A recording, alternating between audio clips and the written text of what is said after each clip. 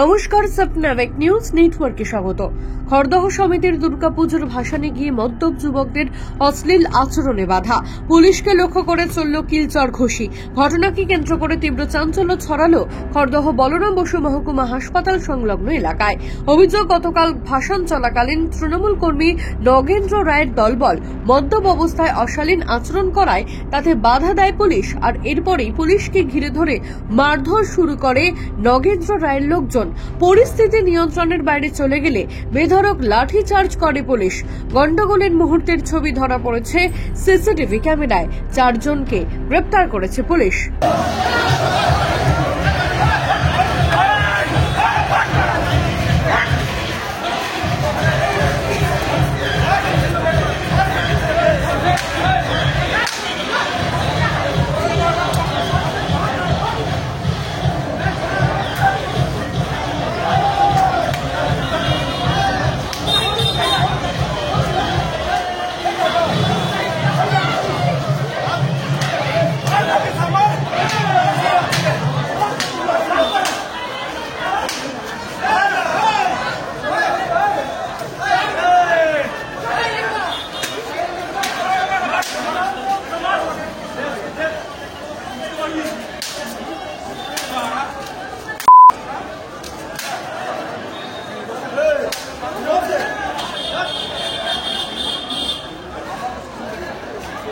রাজা দে, স্বপ্নাবেক নিউজ, খড়দহ।